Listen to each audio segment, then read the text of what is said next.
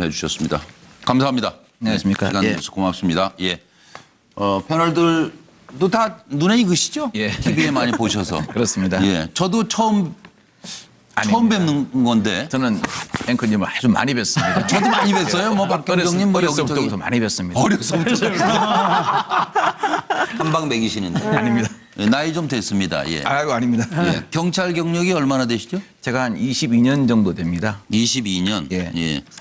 경정까지 올라가셨던 거죠? 예, 그렇습니다. 경정. 예. 그리고 그래도 잘 나가셨던 거 아니에요? 청와대 행정관도 하시고 경찰 중에서. 이상하게 제가 남들이 보면은 어떤 뭐 참 대단한 그게 있어가지고 그렇게 이제 보직이 그렇게 받았다 생각하는데 네. 저도 제가 어떤 이유로 했는지 모르겠지만 하여튼 계속 그 사정 업무를 정부 바뀔 때마다 들어갔다 나왔다 하다 보니까 사정 감찰 업무를 한 13년 정도 했죠. 정말 그런 이력 가진 분도 드물죠? 예, 아마 제가 봐도 좀 제 자신이 드물다고 생각은 합니다. 그러니까 13년? 예. 그 잘 하다가 이번에 아주 잘못 걸렸어요, 정말. 지금요, 이 인터뷰 시작하기 전에 바로 한 가지, 지금 복직을 원하십니까? 뭐가 지금 가장 원하는 게 뭐예요? 일단 제가 한 일에 대해서 네. 명예회복이 되는 거죠. 아직도 이제 뭐 대법원 재판이 남아있는 상태고. 재판 아직 완전히 끝난 건 아니고요. 예, 그렇습니다. 예. 상태고 또 그에 따라서 이제 차후에 제가 복직을 하느냐 안 하느냐 이런 문제도 그것도 다 걸려 있겠네요. 예. 재판 결과에 따라. 동반돼서 결정될 것 같습니다. 재판이 지금 1심 끝난 거예요? 아닙니다. 저 상고심만 남아 있습니다. 이제 상고심만 남아 있고요. 예, 그렇습니다. 이 대법 가는 게 아니고. 예, 대법원 상고심만 남아 있습니다. 대법원 상고심만 지금 남아 그렇습니다. 있고. 예, 그리고 이미 형은 다 살고 나오셨고. 미결 구금이었죠. 미결 구금으로 얼마 동안 계셨죠, 감옥에? 앵커님께서 아픈 추억을 또 떠올렸는데 500일 정확히 있었습니다. 500일. 예. 뭐 계속 아픈 추억 건드릴 텐데 어떡하죠? 아픈 만큼 성숙해지지 않겠습니까? 말씀은 굉장히 잘하시더라고요, 여기저기 가서. 근데 실체가 없어요, 별로 보면. 정인의 문건의 실체는 무엇일까? 지금부터 하나하나 좀 해보도록 하겠습니다. 박관철은 왜 정인의 문건을 작성했을까요? 제가 여러분께도 질문 드렸죠? 정인의 문건 실체는 무엇이었을까? 뭐라고 패널들은 쓰셨는지 궁금한데. 자, 할배화시켜서? 네, 아니요. 네, 이것은 객관적인 팩트는 정확합니다. 왜냐하면은 그때 당시에 김기춘 전 비서실장의 교체 관련설이 2013년도 11월 달부터 나오기 시작했습니다. 예. 상당히 흥분하셨죠. 진원지를 알아보라 그랬습니다. 그다음에 본격적으로 문제가 된 것은 잠깐만요. 진원지를 알아보라는 거를 같은 자리에서 직접 들으셨어요? 아니면 조홍천 전 비서관을 통해서 들었죠. 조홍천 전 비서관한테 지시를 하셨고 제가 실장님한테 지시를 받을 수는 없는 거거든요. 그렇죠. 지휘 라인에. 예, 그렇습니다. 그래서 들었고 또 지시를 받았고 그다음에 그걸 알아보는 상황이었고 결정적으로 막채촉을 하신 것은 2014년 1월 2일 날 모 일간지에 보도가 됩니다. 그렇죠. 그 내용이 나왔어요. 예, 대통령이 외국 순방을 갔다 오시면 교체를 할 거다. 진노를 하셨죠. 여태까지 알아보라고 그랬는데 뭐 했냐. 그래서 이제 그때까지 알아본 내용으로 보고서를 작성한 것이죠. 그 보고가 2014년도 1월 6일자 보고서인데요. 저는 지금도 조금 의문점 가지고 있는 게 그 김기춘 전 실장 교체에 관련해 가지고는 2013년도 12월에 간략한 보고가 하나 올라갔습니다. 정윤회 씨가 거론돼 가지고. 그러면 알고 계시지 않는가. 그런데 또 그걸 대노하셔서 물어보라고 하신 게 정말 모르셔서 그랬는지 그에 대해서는 아직도 저는 좀 의문점은 있습니다. 2013년 12월 그럼 정권 시작하고 1년도 안 돼서예요? 예, 그때 이제 그 정윤회 씨 관련 1차 보고서가 올라가죠. 아니 그때 김기춘님 비서실장이었습니까? 그렇습니다. 2013년도 하반기에 비서실장으로 하반기로 들어갔죠. 예. 하반기. 들어가자마자 교체설이 나와요? 아닙니다. 처음 나온 것은 2013년도 11월 말 12월 초에 모 주간지 두 군데에 나옵니다. 김기춘 실장 교체설이요? 예, 그렇습니다. 최동욱 씨 제거되고 난 이후에 곧바로 김기춘을 원포인트 릴리퍼로 쓰고 교체를 하려고 최순실 등이 이야기를 했다. 이런 이야기가 많았죠. 그렇습니다. 그래서 2013년 12월에 그랬고 2016년 1월에 다시 2014년 1월에 1월 6일 날 그 언론에 보도됐던 소위 정윤회 문건이 작성돼서 보고되게 되는 것이죠. 예, 그렇군요. 자, 그러면 이건 할배가 시켜서가 맞아요. 예. 그리고 박관철은 왜 최순실을 권력 서열 1위라고 했을까? 왜 그러셨어요? 제가 2013년 4월부터 대통령의 친인척과 측근을 관리했죠. 그동안 제가 가졌던 정보 이런 걸 모든 것을 분석해서 결국은 의사결정에 많은 영향을 준다고 생각했기 때문에 제가 그런 결론을 내리게 된 거죠. 그러니까 청와대 곳곳에서 최순실의 입김이 느껴져서 이게 맞네요, 그러면. 네, 부정하지 않겠습니다. 아, 예. 아니 근데 그 제가 하나 여쭤보고 싶은 거, 지금 그 친인척하고 측근 관리를 하신다고 했는데, 그러면 그때 당시 가면 측근 관리 범위 내에, 그럼 정윤회 씨나 최순실 씨도 포함되어 있었던 거예요? 그렇습니다. 포함되어 있었습니다. 그럼 그 청와대에 있는 그럼 공직기관 팀에서도 다 그걸 알고, 다 그 분들에 대해서, 그 사람들에 대해서 상당히 예의주시하고 있었습니까, 다들? 친인척 및 측근 관리는 그 원래 공직기관 비서관의 업무가 아니었습니다. 원래 민정비서관실 산하에 친인척 관리인 팀이 뭐 5명 정도 있었는데 갑자기 없어졌죠. 없어지면서 조홍천 전 비서관이 대통령으로 특명을 받은 거죠. 당신이 관리해라. 근데 혼자 뭘 하시니까 저를 한 명 더 그 업무를 시킨 거죠. 아니, 근데 그것까지는 알겠는데, 정호성 비서관이 재판정에서 뭐라고 이야기했냐면, 최순실 씨는 우리가 아는 그 아는 범위 내에서 없는 사람으로 취급했다는 거 아니에요. 그런 없는 사람인데 그럼 청와대에서 그러면 이 지금 조홍천 비서관이나 우리 박한선 경진께서 그 사람들을 과연 감독할 수 있었냐는 거죠. 제가 교수님께 하나 반문을 드려야 되겠습니까? 시청자의 건전한 상식에 입각해서요. 그러면 없는 사람인데 왜 문서를 주고 그렇게 합니까? 없는 사람한테 유령한테 준 겁니까? 아니 저는 우리 박한진 경진 말씀을 풀어달라는 것이 아니라 그러니까 청와대 내 그때 당시 청와대 내 시스템 내에서 이 사람들에 대한 감시 감독의 기능이 작동되고 있었냐 그걸 물어보는데 그럼 일단 작동되고는 있었네요 그러면? 그렇죠. 그러니까 잠깐 준비된 내용 듣고 와서 또 대담 이어가겠습니다. 요거 잠깐 듣고 와서요. 준비된 내용 듣고 와서 바로 기회 드리겠습니다. 의견 듣자고 보낸 거잖아요. 아니 의견 듣자고 보낸 게 아니라 이렇게 할 거다. 이렇게 발표된다. 그거를 왜 최순실 씨에게 알려줘요? 그동안 뭐 대선 때도 같이 쭉 해왔고 그리고 최순실 씨는 기본적으로 저희 입장에서는 없는 사람입니다. 그러니까 대외적으로 없는 사람입니다. 이 사람이 존재하지 않고 그냥 뒤에서 아무도 모르게 조용히 도와주는 사람이었지. 근데 안타깝게도 지금 이 상황까지 오게 된 게 이분이 이렇게 밖으로 이렇게 뭔가 등장하면서 뭔가 일이 지금 이렇게 꼬인 것 같은데. 증인이 지금 얘기한 그 말이 결국 비선 실세라는 거잖아요. 그러니까 예, 됐습니다. 지금 듣다가 바로 그러셨는데 박헌전 정경이 그게 하고 싶은 얘기라고. 그러니까 비선이었다. 그렇죠. 그리고 그 비선의 존재를 알고 민정수석실에서 이미 저 뒷조사를 하고 있었다. 감시하고 있었다. 그렇습니다. 와칭을 하고 있었습니다. 저희 기능이 그 기능이기 때문이죠. 근데 그 와칭 자체가 그것이 대통령과의 특별한 관계를 나름대로 이제 어느 정도 특수한 관계를 파악했을 거 아니에요. 이것이 소위 말해 영린을 건드릴 수 있다. 그렇습니다. 그런 자각을 못 했습니까? 자각을 했죠. 그렇기 때문에 그 보고를 안 하고 있었다가 마침 김기춘 비서실장께서 이런 말이 나오는데 알아보아라. 그래서 알아보기 시작한 거고. 씨와 관계된 거지 않습니까? 그러면서 정윤회 씨가 김기춘 전 비서실장 당시뿐만 아니라 몇몇 인사에 대해서 앞으로 안 좋으니까 소위 말하는 쏙가내려고 그런다. 그렇게 하면서 그 제가 버전이 여러 개 있다고 그랬지 않습니까? 8개 버전이죠. 이제 그렇게 되면은 정윤회라는 사람을 벌써 보고서에 2번 언급하는 거지 않습니까? 제 그때 판단은 최순실이라는 사람도 이 기회에 언급을 해야 되겠다라고 해서 처음에는 내용을 좀 넣었던 거죠. 그럼 하나 여쭤보면요. 그래도 우리 저 박관천 경정 같으신 경우에는 정보 파트나 이런 부분에 있어서 주로 주특기 아닙니까? 그렇습니다. 정치 돌아가는 흐름을 굉장히 잘 알았을 건데요.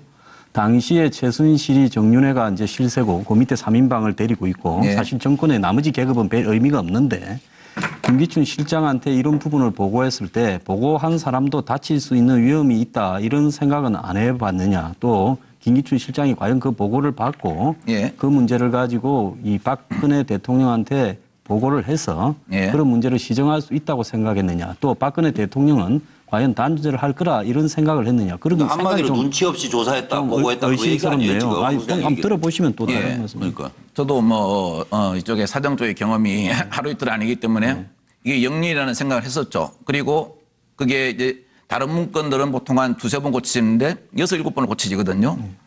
조홍천 전 비서관은 그 당시에 대선 당시에 네거티브 팀장을 했습니다. 둘 다 이렇게 보고하면 영리라는 걸 알고 있습니다. 그래서 이건 좀 이렇게 다음에 보고하자. 이건 다음에 보고하자. 내용이 많이 조정됐던 거죠. 조홍천 비서관하고 두 분 사이에서 조정을 한 거죠. 그렇습니다. 그죠? 예. 두 명 사이에서 계속 제가 출력을 해가지고 이 내용까지는 보고하면 어떻겠습니까? 이건 좀 다음 기회에 보고하자. 이번에는 그 소위 말하는 할배가 시키신 게 자신이 퇴각한다는 거, 그 나온다는 거에 대해서 방점을 둔 거니까요. 지금 뭔 일을 한 거예요? 모셔놓고 내가 이런 얘기 하긴 그렇지만 박광천 전 경정님. 예. 누구죠? 그때 비서관 조홍천 비서관이죠. 응천 비서관하고 둘이서 판단해서 나라를 망하는 길로 이끌었다는 생각은 안 하세요? 뭘 판단해서 지금 조금 전에도 박광천 전 경정 얘기할 때 조사 내용을 가지고 제 판단에 의해서 그건 빼고 요렇게 고치고 저렇게 고치고 다 알고 있었다면서요. 민정수석에서. 정인의 최순실이가 뭐 하는지 다 알고 있어 계속 워치하고 있었다면서요. 아이고 밑에 계신 분을 예. 보고 아니 그러니까 이거는 그 중요한 문제 같아요. 정도만 책임질 일이 아니라 그 라인이 이미 다 도대체가 그래서 뭐 때문에 이거를 제대로 왜 터뜨리질 못한 거예요 그러면? 저도 그 부분에 대해서는 제가 예전에도 말씀드렸다시피 대통령을 끝까지 이렇게 국정농단을 못 막고 예. 이런 사태가 오게 된 것은 저도 충분히 책임을 공감하고 있습니다. 예. 공감하고 있고 그 부분에 대해서는 저도 상당히 부끄럽죠. 근데 제1원본이 혹시 새 나간 요것만 묻고 말게요. 요것만 제1원본이 혹시 예. 두 분이 조홍천 비서관하고 예. 할 때 제일 먼저 만드는 최순실이 있는 원본은 예. 어디로 새 가지고 예. 그게 이 3인방이나 최순실한테 흘러간 거 아닐까요? 글쎄요. 제가 그것을 출력해가지고 의논한 것은 제 직속 상관인 조비서관과만 의논을 했습니다. 그런데 나중에 검찰 수사를 받는 과정에서 그것이 있다는 걸 제가 다시 확인하게 됐죠. 그래서 제가 그 조사 과정에서 맞습니다.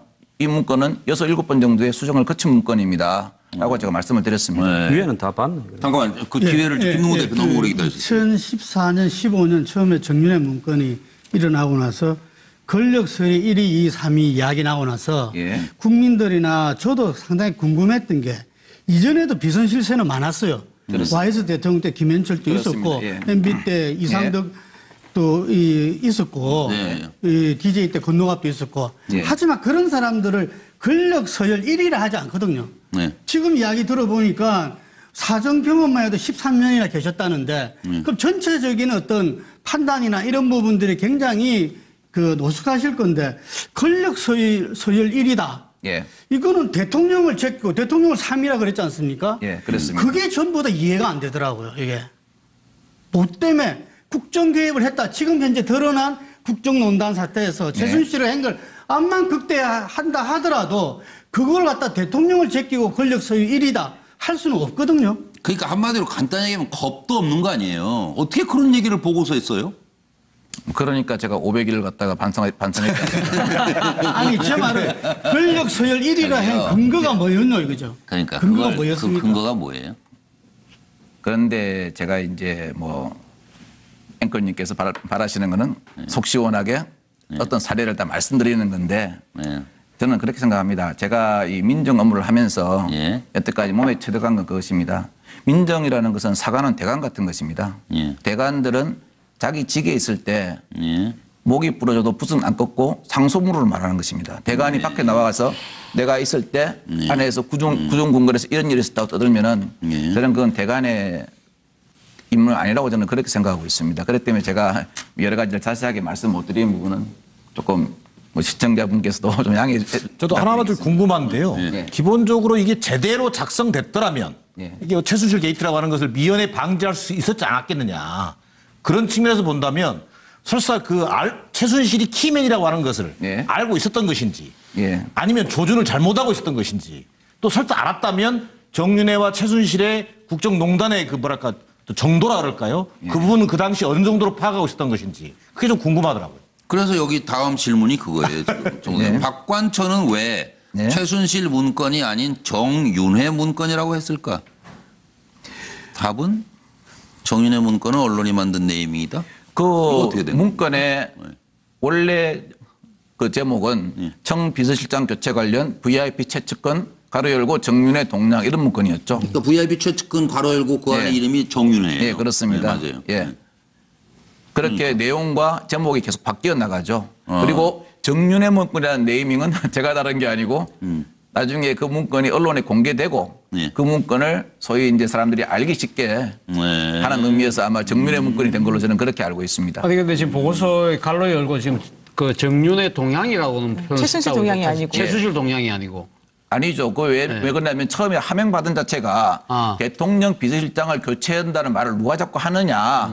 이거에 대해서 알아보라고 그랬기 때문에 거기에 맞춘 거죠. 거기에 최순실이 잡힐 리가 없죠. 정윤회와 3인방이 잡히지. 네. 그 맞아요 지금 황정수 소장 추측이? 틀렸다고 말은 안 하실 겁니다. 아니 그런데 지금 모든 인터뷰에서 우리 그 박경정께서 대강과 사과는 어떤 그런 말을 갖다가 그 밖에 이야기하지 않는다 이랬는데 제가 볼 때 제가 아는 상식으로 이 조선시대에도 대강과 사과는 어떤 목숨을 걸고 이 정론 집필을 했다 이래 보여지고 지금은 또 그때와는 달리 민주주의 사회잖아요. 민주주의 사회에서 제일 중요한 거는 주권자인 국민입니다. 그렇습니다. 그 국민들한테 이 알 권리를 위해서 이거는 금방 말씀하신 조선시대 때 사관대간의 사례가 아니라 민주화 시대 때 어떤 국민들한테 조금이라도 부끄럽게 생각한다면은 저는 지금이라도 그 진상에 대해서 모든 역사가 진상이 제대로 규명이 돼야 우리가 거기에 대해서 반성을 하고 발전을 해 나갈 수 있는 거거든요. 그래서 그 진상을 갖다 규명하는 걸 본인의 역사적 책무 아니냐 이래 봅니다. 예, 저도 말씀하신 것에 대해서는 동감합니다. 또 그리고 얼마 전에 뭐 재조사를 한다는 말로 나왔고 그렇기 때문에 그런 일이 이루어지면은 저에게는 참 이것이 기억하기 싫은 기억이지만 지우고 싶은 기억입니다. 그렇지만 제가 이제는 뭐 지금 민간인 한 사람이지 않습니까? 하지만 국민의 한 사람으로의 의무라도 그거에 대해서는 뭐 재조사가 된다면 협조를 해야 한다고 생각합니다. 뭐 두려우세요? 예? 뭐 두려움이 있어요? 그렇지 않습니다. 요즘 얼굴도 좋으신데 그 아니, 아니 그런데 박관철은 왜 이거 질문 드리고 우병우 문고리 3인방에 대해 침묵하고 있을까? 예, 박관철은 왜 우병우 문고리 3인방에 대해 침묵하고 있을까? 그들에게 일말의 양심이 있으리라고 생각해서 맞습니까? 글쎄요, 저도 그 사람들에 대해서 처음엔 그렇게 생각했는데 뭐 청문회 과정이나 그 다음에 특히 박근혜 전 대통령께서 뭐 탄핵을 당하고 또 뭐 그 검찰로 출두하는 과정에서 그 사람들이 보여준 행태를 보면은 아, 내 생각이 틀렸구나 하는 그런 생각을 가집니다. 그런데 왜 그러면 침묵하고 있느냐. 이제 우병우 민정수석 같은 경우는 저와 같이 근무를 겹치지는 않았습니다. 제가 모르고 있고.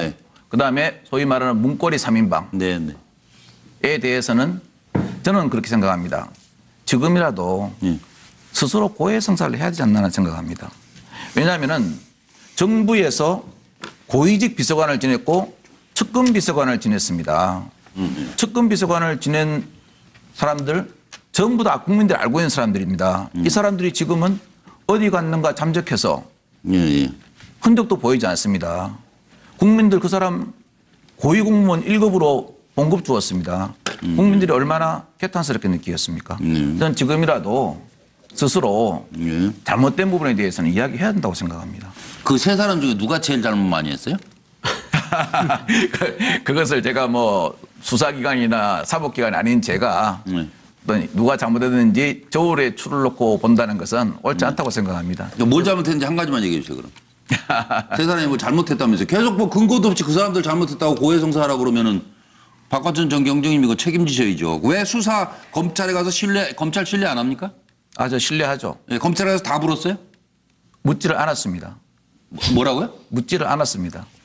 이건 또 무슨 소리예요? 검찰이 안 물었다고. 검찰이 안 물었다고요? 박관철 전 경정 불러다가? 저는 뭐 문고리 3인방 비위에 대해서 저한테 물어본 건 없습니다. 제가 가장 많이 한마디로 수사한 게 없네요. 제가 가장 많이 질문을 받은 것은 문서가 어떻게 해서 유출됐냐에 대해서 많이 질문을 받았고 왜 그런 내용이 만들어졌는지는 궁금하지도 않았고 검찰이? 뭐 왜 그런 내용이 만들어졌는지도 조금 묻기는 물었지만 대부분 물은 것은 문건 유출에 집중되어 있었죠. 그러니까 수사 부실하다 이렇게 보시는 거죠? 포인트를 잘못 집었다는 거죠. 그것을 제가 저도 경찰 조직에 있었는데 같은 국가 조직을 공식적으로 폐마하는 것은 적절치 않습니다. 하나 궁금한 건 것은 말씀 중에도 얘기는 안 하겠습니까? 지금 노영희로서 너무 오래 기다리고 먼저 갔다가 오시죠.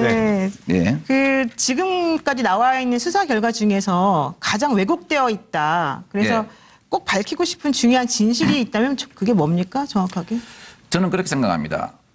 그 내용보다는 실은 수사는 다 문건 유출에 맞춰졌죠. 그건 뭐 언론 보도에서 다 나와 있지 않습니까? 그러면 이 문건 유출에 대한 수사라도 답답함이 없었어야 됩니다. 그런데 이 문건 유출 수사도 보면은 약간 두 가지 점에서 상당히 해소되지 않은 부분이 있습니다. 첫 번째는 자, 제 문건을 훔쳐서 복사한 사람입니다. 왜 그랬는지가 안 나옵니다. 나중에 이제 검찰 발표에 의하면은 자기가 정보를 하는 사람으로서 언젠가는 쓸 필요가 있어서 그랬다. 이렇게 이제 나오거든요. 그러면 마치 형사가 절도범을 잡아서 왜 도둑질을 했습니까?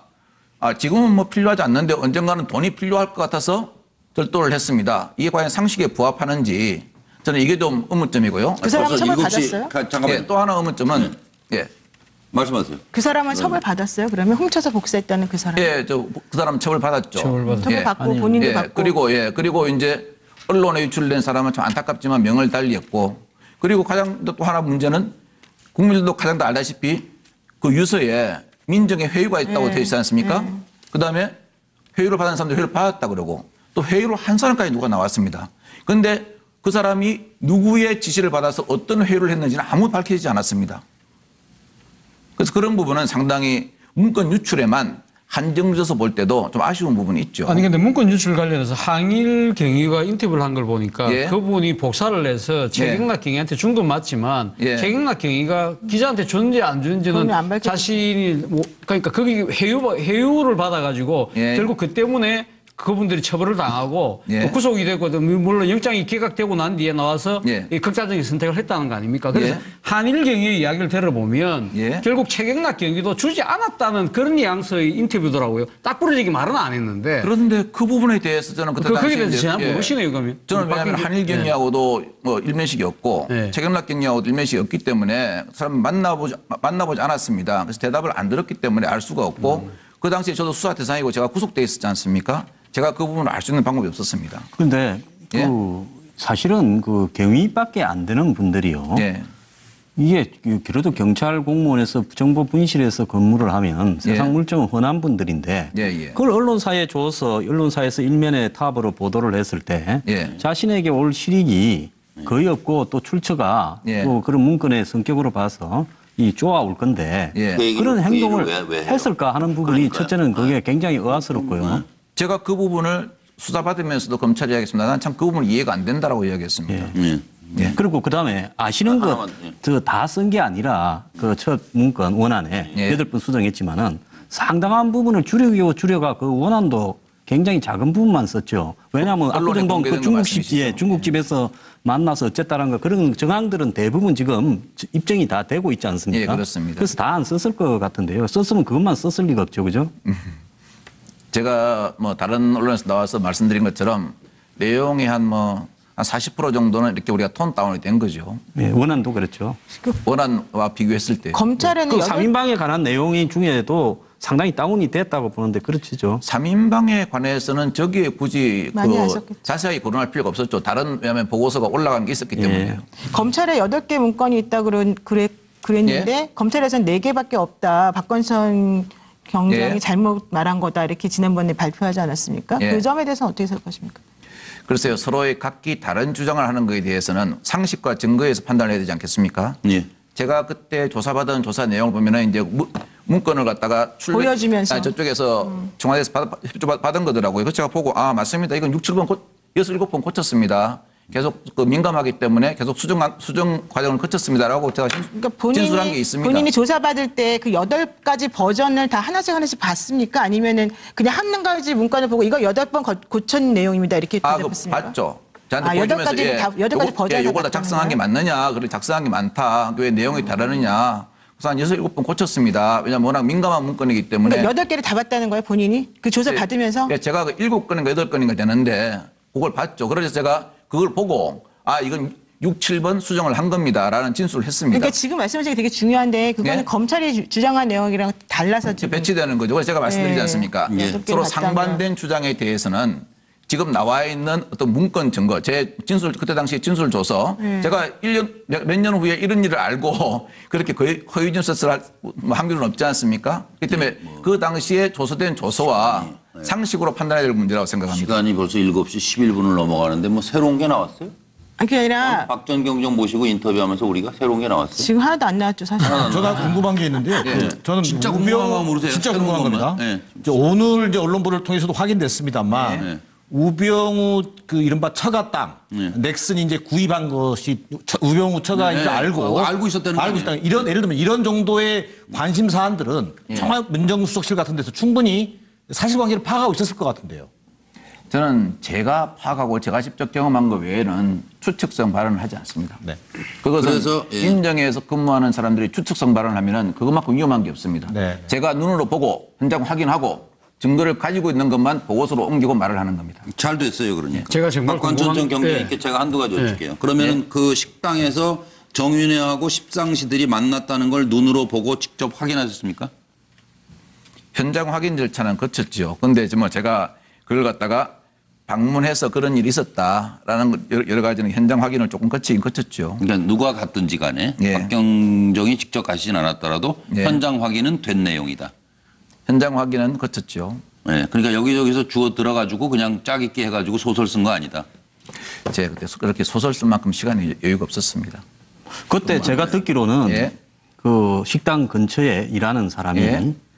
정윤회 씨가 유진이 이모부다 예. 이런 명의로 그렇습니다. 예, 그 이 차를 예. 타고 온 이 탈 것이라고 이야기하겠습니다. 파킹을 했다. 그렇게 해서 제가 그걸 처음 들었을 때는 이 사건이 초창기인데 예. 무슨 유진이 이모부냐 이랬는데 나중에 보니까 이 장시호가 장유진이더라고요. 그렇습니다. 그거 맞습니까? 가명을 썼죠. 장유진이라는 가명으로 했었죠. 예, 유진이 이모부라고 정윤회 예. 씨가 그렇게 예. 파킹을 했습니까? 예. 그럼 다 사실이네요, 그 문건이. 문건 내용도 사실 그리고 그다음에 현장 회동 그것도 사실이고. 두개소 네. 예약해 준 사람이 맞다고 그랬고 예. 또 한 곳의 일식당은 주인이 맞다고 했지 않습니까? 예, 맞다고. 예. 그러면 다 보도 나왔는데 예. 제가 여기서 굳이 사실이다 아니다고 주장할 필요 없고 예. 그러한 증거를 가지고 시청자께서 건전한 상식으로 판단할 수 있다고 봅니다. 자, 그러면 예. 그 정윤회 씨가 그러면 그 소위 말하는 십상시들하고 계속적으로 해동을 했다는 거 아닙니까? 근데 지금 이 최순실 국정농단 사건이 터지고 난 뒤에 예. 정윤회 씨는 존재가 완전히 사라져 버렸어요. 권력서열 1위라는 이 정윤회 씨는 지금 어떠한 사법기관에서 불러서 조사하지도 않습니다. 그럼 1위는 그럼 지금 단죄를 다 받고 있는데 그럼 2위는 단죄할 내용이 없나요? 어떻게 판단하세요? 그것은 제가 지금 뭐 수사기관도 아닌 입장이기 때문에 아니 그때 제가 당시 있다, 권력 서열 없다를 2라는 예. 나름대로 그러니까 그렇게 우리 박관선 경정께서 이 권력 서열 2를 이렇게 지칭을 한 거 아닙니까? 그러면 네, 예. 거기에 맞는 근거는 있었을 거 아니에요. 그 충분한 거기에 대한 발언에 대한 근거는 충분히 그때 갖고 있었습니까? 재조사가 진행된다고 하니까 뭐 네. 재조사가 진행되면 재조사를 통해서 네. 밝혀지지 않겠습니까? 제가 하나만 문제 드리겠습니다. 예. 저 박지만 씨 척근한테 옛날에 들었는데 예. 척근은 그 정윤회 미행설이 사실이라고 저한테 그렇게 말을 하고 예. 그 미행건 문제 때문에 당시 경찰에서 청와대에 파견되었던 경찰 예. 공무원들이 이 상당 부분 원위치가 됐다 이런 이야기가 있었는데요. 그때 당시 보도 내용에 보면 이 박관청 경정이 거짓 경위서 작성에 개입한 인물이 있는지 조사하고 더 나아가서 청와대 권력 암투설을 촉발한 정윤회 박지만 미행설 문건과 관련해 주 박경정에게 허위사실 적시한 명예훼손을 적용하는 방안을 검토 중이다 했는데 명예훼손 적용을 안 했잖아요. 그죠? 이 부분을 관련해서. 안 했습니다. 예. 예. 그러면 그 부분도 잘 아시지 않습니까? 정윤회 박지만 그 미행설 부분에 했어요. 제가 여기서 공무상 취득한 사실을 구체적으로 말씀 안 드리면 그건 변호사님 계시지만 제가 어떤 책임을 또 지어야 될 그런 문제가 그러니까 오늘 있습니다. 나오신 근데 그 내용도 포함되어 있었잖아요. 나오신 게 정확히 무슨 두 사람 목적으로? 명예에 관한 내용도. 문건에는 소위 그 없었지만. 정윤회 문건에는 그런 내용은 없었습니다. 그렇지만 별도로 그 사실에 대해서는 파악을 해뒀거나 알고 있는 부분이 있었지 않습니까? 그건 제가 뭐 여기서 답변드리기 곤란합니다. 제가 하나 물어볼게요. 지금 잠깐만요. 예, 말씀 보고 하시고 준비된 내용 지금 듣고 와서. 검찰에서도 재조사를 한다지만 예. 이 자살한 고 최경락 경이 그 가족에 의해서 예. 이 경찰에서도 지금 이제 이 조사에 대한 어떤 의향이 있다 예. 이런 보도가 나오고 있는데 우리 최경정께서 당시에 문서 유출 때문에 고 최경희가 압박을 당했다는 거 아닙니까? 그런데 우리 박경정께서 도둑을 안 맞았는데 도둑질한 사람이 있다 이런 이야기를 하셨다는데. 저는 그런 이야기는 하지 않았습니다. 제가 이야기한 건 정확한 워딩은 그렇습니다. 네. 제가 문서를 서랍에 놔두고 시근하고 갔습니다. 2, 3일 있다 다시 오니까 그 문서가 그대로 있었다. 네. 저는 제가 경험한 걸 그대로 이야기했을 뿐입니다. 그러니까 이게 도둑을 안 맞은 거네요. 제가 도둑을 안 맞았다고 이야기는 안 했고 제가 말씀드린 워딩을 정확히 말씀드렸습니다. 그렇게. 예. 준비된 내용 듣고 와서 인터뷰 계속하겠습니다. 들어보시죠. 이번 논란의 핵심 당사자이신데 심경이 어떻습니까? 사실이 아니기 때문에 고소를 했습니다. 이런 엄청난 불장난을 누가 했는지 또 그 불장난을 춤춘 사람들이 누군지 다 밝혀지리라고 생각합니다. 네, 불장난에 춤을 춘 배우는 누구라고 생각하시는 겁니까? 검찰 수사 결과를 지켜보시면 알 겁니다. 저는 지금 검찰에서 지금 저를 조사하고 있는데, 저것도 하고 있고 그런데 제가 무슨 검찰을 소개하겠어요. 저는 검찰을 지금 믿고 있는, 검찰만 지금 믿고 있는 상황인데요. 예. 제가 무슨 뭐가 있겠습니까? 끝발이 있습니다. 뭐가 있습니까? 그냥 오로지 민간인으로서 지금 검찰이 다르게 수사를 빈만을 바랄 뿐이죠. 저는 억울한 거 외에는 할 말이 없습니다. 목소리 듣고 괜찮으신가 봐요? 뭐예요? 정윤혜 씨 목소리 듣고 괜찮으세요? 며칠 전에 저한테 박관천이 답해야 될 때라고 말씀하셨죠? 네, 정윤혜 그래서 씨. 제가 그 이후에 다른 그 언론사에 나가서 저녁 때 답변을 했습니다. 예. 예. 뭐라고 하셨죠? 문건 내용이 왜 사실인가를 객관적으로 증명을 해드렸고 모임 내용이 왜 사실이라는 것도 객관적 증거에 의해서 상식적으로 증명을 해드렸습니다. 이거 불장난한 사람이에요, 그러면? 박관천 전 경정이? 불장난요? 글쎄요, 저걸 불장난이라고 표현해야 됩니까? 저는 그게 동의하지 않습니다. 그러니까 참 묘하잖아요. 저걸 불장난이라는 단어를 갑자기 꺼내든 게? 그거 누구라고 생각하세요? 저 불장난했다고 하는 게? 저도 그건 뭐 누가 어떤 의미에서 불장난이라고 말씀하실지는 모르겠지만 제가 그때도 그렇게 말씀드렸죠. 부부 닮는 것 같다. 자기가 엮였다고 생각하니까 저렇게 말하는 거 아니에요? 글쎄요. 그런데 엮였다고 생각하는 문건의 내용이 다 사실이 됐지 않습니까? 네. 네. 그럼 과연 제가 여기서 엮였다고 하는 거에 대해서 비판을 하든 안 하든 그건 제가 할 몫이 아니고 방송을 보는 시청자들께서 할 몫이라고 생각합니다. 예. 그리고 아까 저 노 변호사 슬쩍 얘기했죠. 왜 나왔냐고.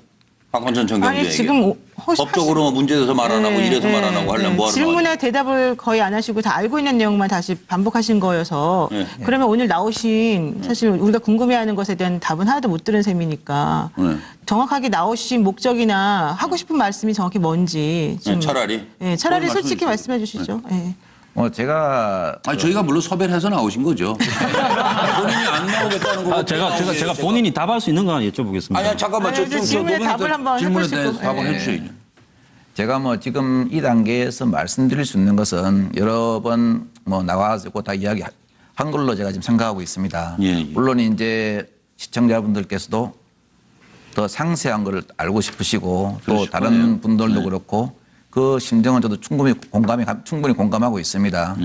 하지만 제가 지금 말씀드리는 한계가 어떤 제가 재조사를 받는 과정에서 드릴 수 있는 말씀과 그다음에 이렇게 언론에서 나와서 공식적으로 드릴 수 있는 말씀은 조금 이렇게 차이가 있을 수밖에 없다는 것을 조금 양해해 주시기 바랍니다. 다른 언론에서는 다 밝히셨는데 여기서는 다른 언론에서 밝혔다는 말만 하시니까 무엇을 밝히셨는지 궁금해서. 워낙 밝힌 내용이 많아가지고요. 다 정리를 갖다가 하기가 조금 그렇네요. 그 본인 구속영장에 보면 허위 경위서를 만들어서 전혀 관계없는 사람을 유출자로 몰아 처벌을 요구했다 해서 무고도 들어있다. 이래 돼 있는데 그 내용이 어떻게 된 겁니까?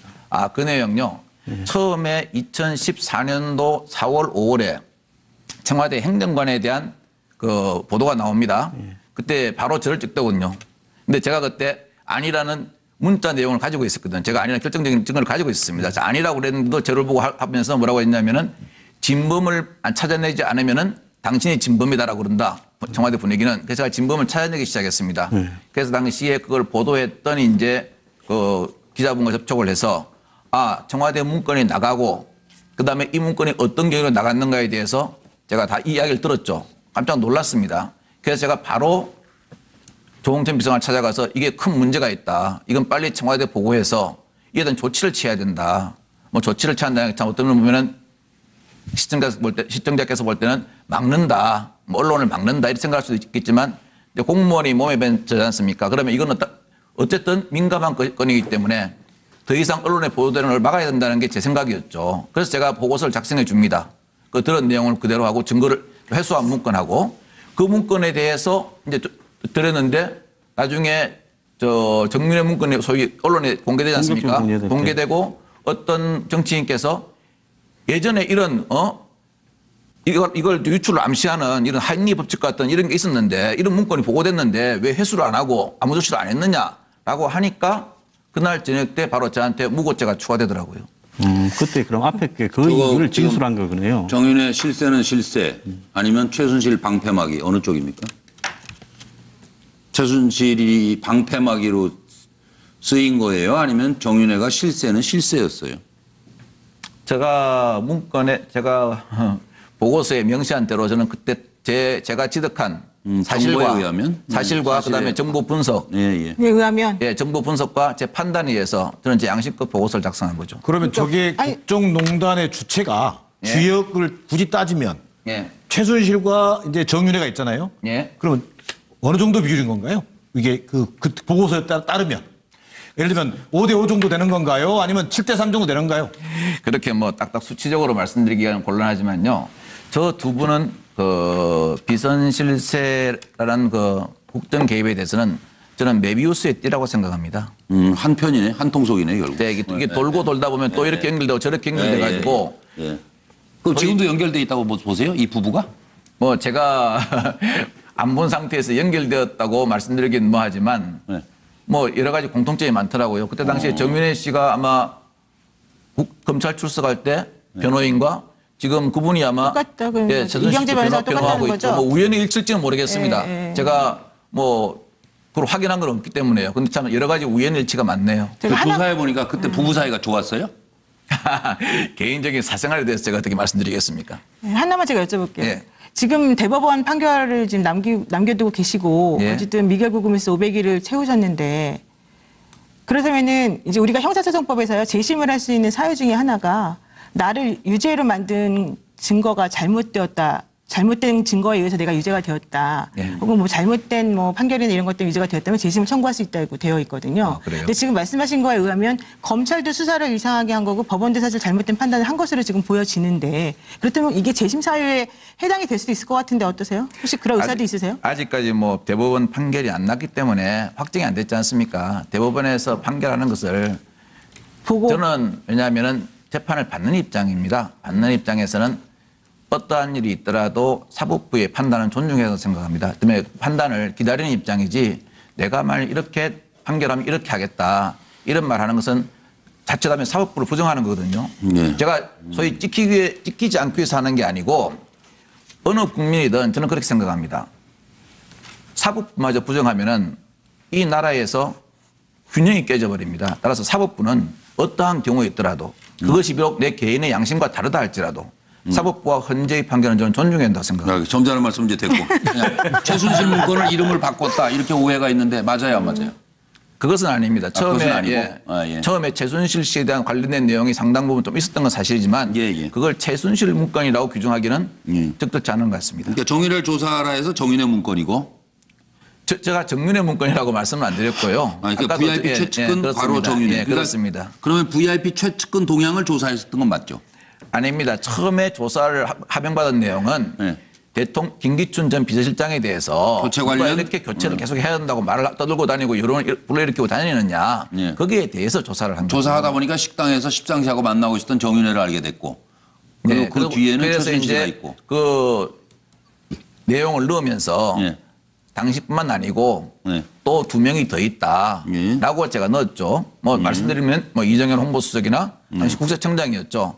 그런데 결국 나중에는 그 3분 중에 조사를 시킨 분은 안 나가고 다른 2분은 뭐 몇 개월 안에 있어서 나갔죠. 그래서 뭐 예언서라 그러는데 제가 이렇게 뭐 예언을 할 만큼 그렇게 이렇게 민감한 스타일이 못 됩니다. 그대로 뭐 예언이 됐죠. 뭐 청문회 보면서 가장 기가 막혔던 대목은 진술이나 이런 걸 보면서 우병우 최순실 모른다? 두 가지 있습니다. 뭐예요? 김기춘 실장께서 최순실 씨 모른다고 그러셨지 않습니까? 네. 그리고 나중에 네. 그 박 의원님께서 영상을 제시하시니까 네. 참 그때 기억력이 난다. 예, 이름이 기억난다. 네. 저는 참 제가 이런 말씀, 제 옛날 상관한테 이런 말씀 드리면 뭐하지만 그렇게 말씀드리고 싶었습니다. 그런 기억으로 국정을 보좌하셨으니까 대통령이 이 지경이 된 거 아닙니까? 예. 두 번째는 원망이 많으시겠네. 우병우 수석 전혀 모른다 그러지 않습니까? 예. 좋습니다. 그러면은 그분 말을 100% 믿겠습니다. 있는데 제가 반론을 제기하겠습니다. 예. 제가 조사받던 2014년 12월, 15년 1월에 청와대는 제가 여태까지 작성했던 문건을 예. 복합 출력해서 뽑아서 검찰에 주었습니다. 예. 그 당시 우병우 씨는 민정비서관이었습니다. 예. 통상 검찰이 자료 요청을 하면 민정 요청을 합니다. 예. 예. 그러면은 그 문건이 얼마나 민감한 문건인가를 판단 못하실 정도도 아닌 것 같고 아주 훌륭하신 분으로 알고 있습니다. 그쪽으로는. 예. 그리고 예.